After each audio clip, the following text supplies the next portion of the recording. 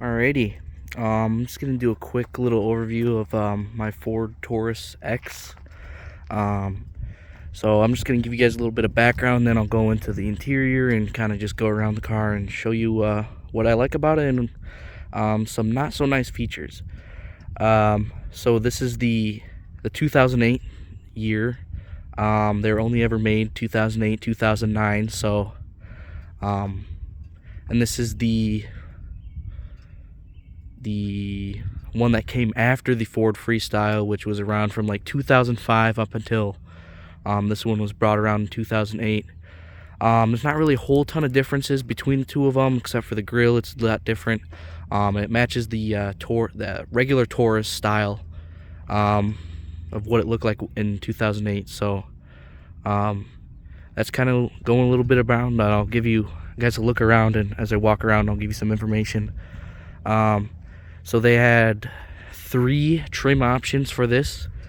This is the SEL edition, and it's also all-wheel drive. They also made they had a Eddie Bauer edition and the limited edition.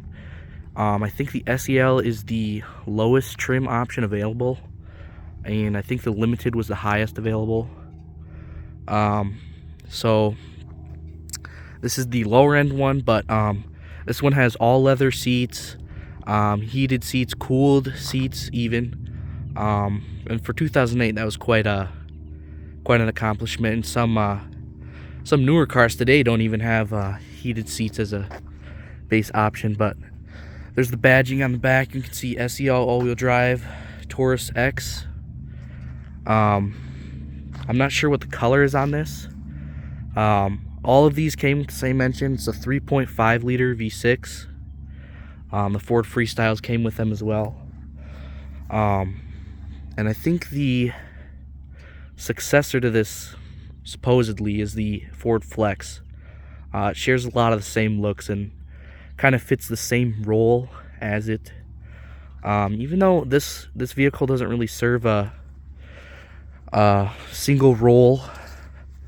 To me, it doesn't seem like it was a wise option to go with for Ford. I don't know what the purpose of the vehicle was. I don't know who it was going for.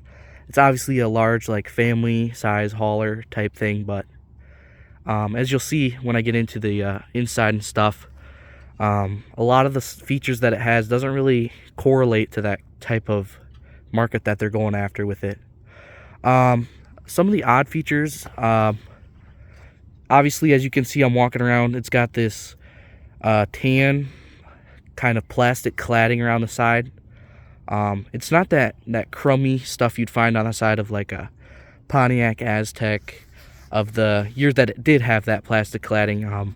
It's actually all painted, so it's not going to fade or anything. In addition, where I live, Michigan here, obviously we salt the roads in the winters, and this gets the treatment, so it's not rusting a whole lot in the wheel wells, which is actually great because I hate seeing that stuff. A lot of the F-150s and all of the older kind of pickup trucks have terrible around the rear wheel well as well as the front a lot too. But as you can see, this one, no visible rust from the outside, which is awesome. Because obviously that's only going to cause problems further on. But yeah, the two-tone paint job is a little odd. I think the limited might have been the only one that had like full single one-tone color. Everything was the same color. But it's rare to kind of see the same option that you have. So I've seen like red and tan is the bottom and red and top, but I have seen some of the other ones which are just a full single color. Another odd thing I find about it is this pinstriping kind of across the side. For 2008, I don't know how well people were into this, but of course this is not a single owner car, so I'm not sure who the original buyer of it was. As far as price wise goes, The all-wheel drives retailed around $30,000, so the MSRP was around $30,000. The front-wheel drive ones were about $20,000.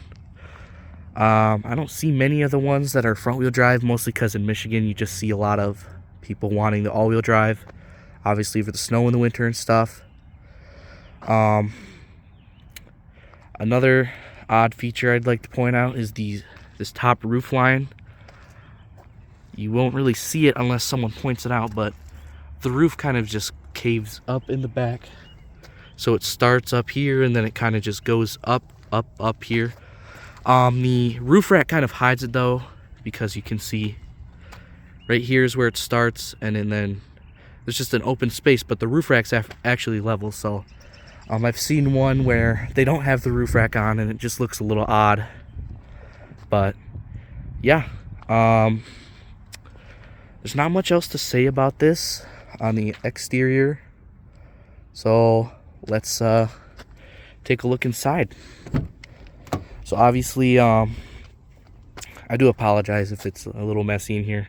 I tried to clean it out as best I could. I've just been rushing to get this video. So obviously in here, window locks, all door locks, power door locks. Very minimalistic, I think. Right here's the mirror adjusters, power mirrors. You've got your standard Ford kind of dial. There's your automatic switch right there. I just leave them off because I've had some issues with them just staying on and running my battery out. Like I said before, all leather seats. I'm not sure how that correlates to the trim options that were available for this at the time. And you can see as well over here, there's the heated seats, and of course they don't work in this one, so that's great. Here, I'll take a seat in here for you. There's your gauge cluster, pretty standard. RPMs, temperatures, fuel level, miles per hour. I think a lot of these steering wheels look a lot the same from the same Ford era-ish.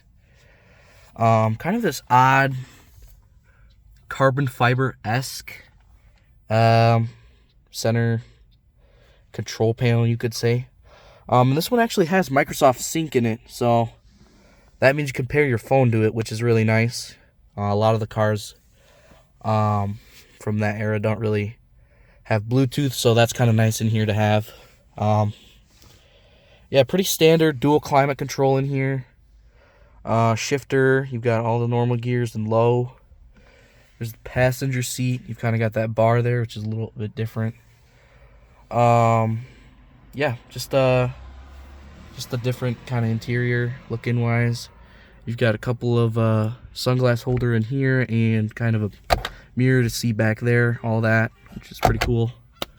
Yeah, not much in the front seats. It's pretty comfortable. You do sit up a lot higher than the other newer cars, which is some people will find it annoying, but I don't mind it that much.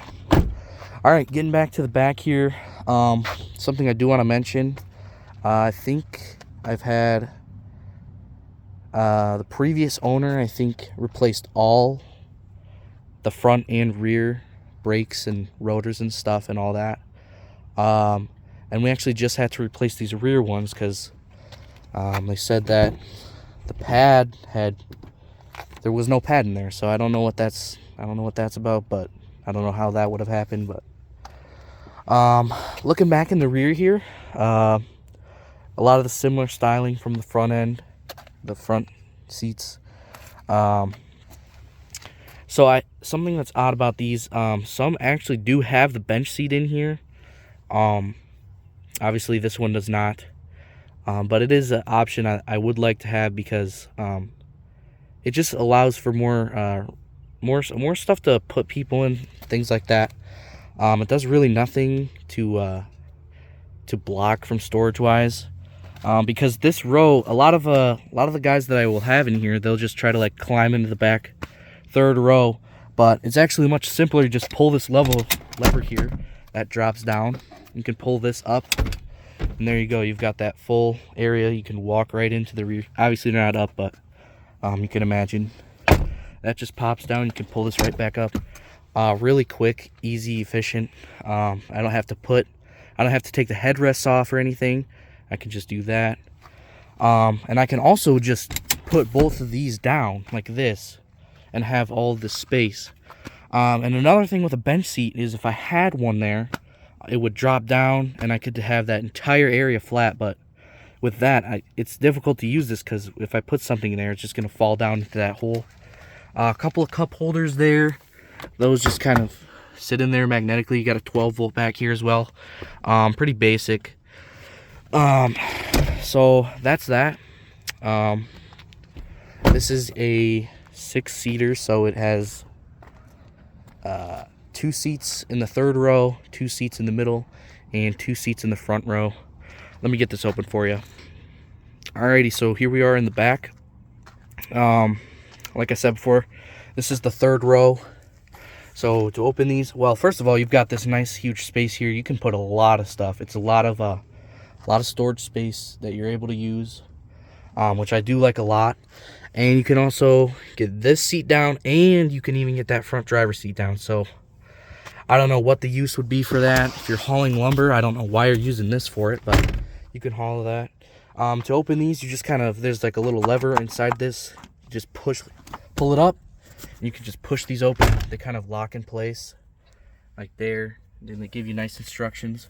And then next you got to pull this red thing here. It's kind of a two-handed job. Pull the red, and you can just pull up with this. That locks in there.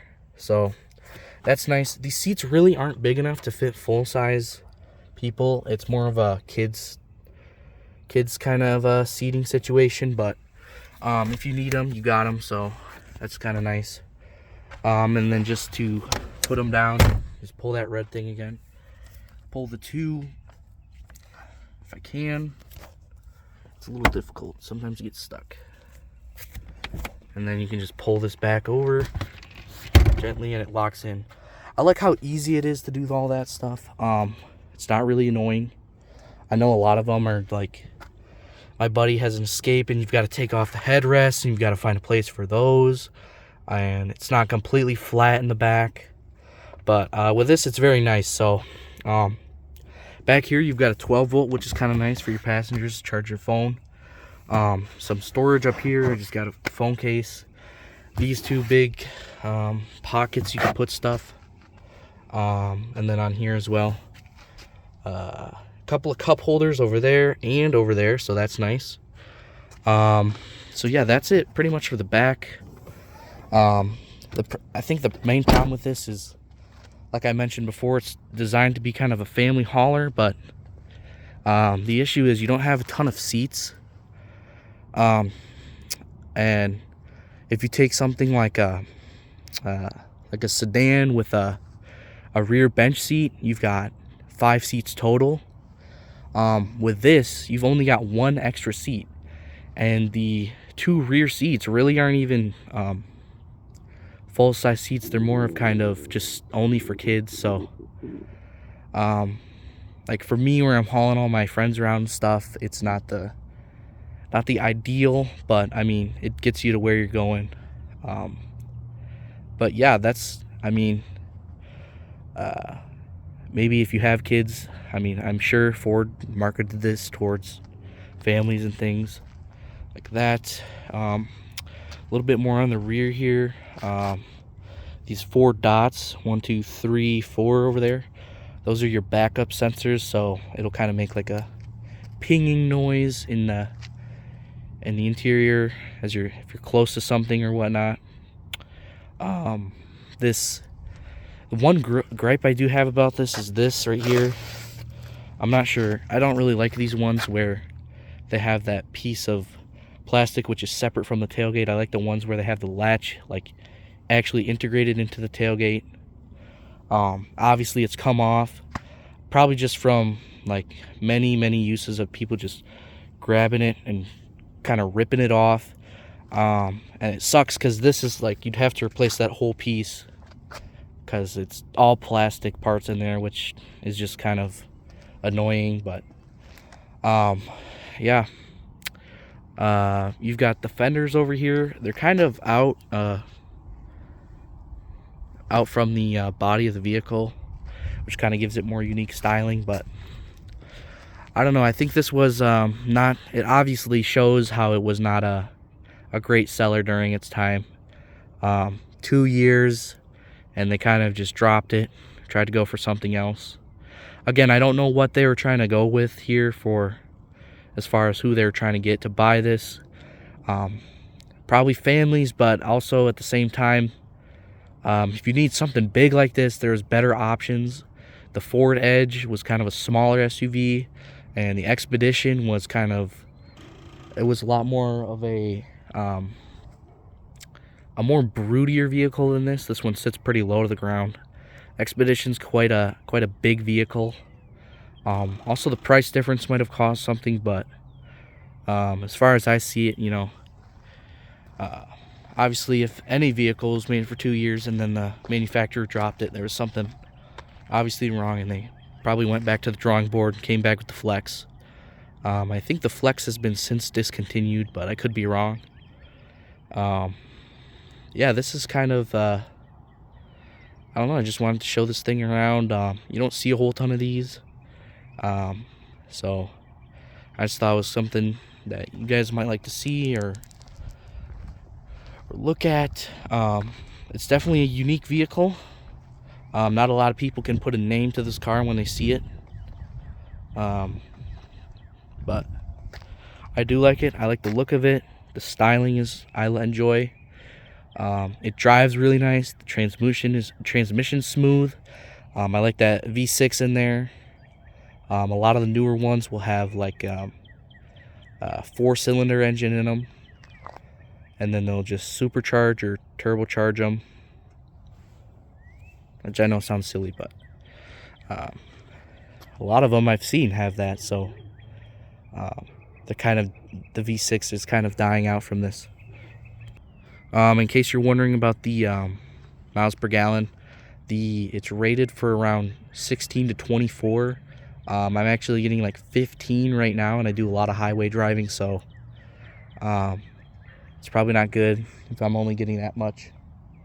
And I'm saying I should be getting a lot more, but that's alright. Some of the other things that have been replaced is the passenger side rear rim. We actually had there's some problems with the tire losing air and whatnot. So it ended up being a rim, which set us back about $600, which is kind of annoying. But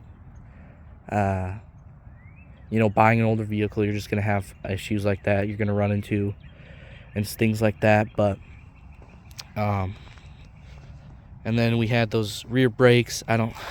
You got to replace them in pairs, you know, which is annoying, but I'd rather have them work than not. So that was another $1,200 tacked on. I'm trying to think if there's anything else we've had to like majorly replace, but I think that's about it. So and this car was actually bought for $1,800, which is quite an amazing price. For all the stuff we've gotten into it, or that we've had to put into it, I'd say we're probably right around the average price for like buying a used car from this kind of era and this kind of condition. But yeah, if you guys have any questions or comments or anything, leave them below, and I'll try to answer them, or maybe some of you guys can answer them yourself. Thanks.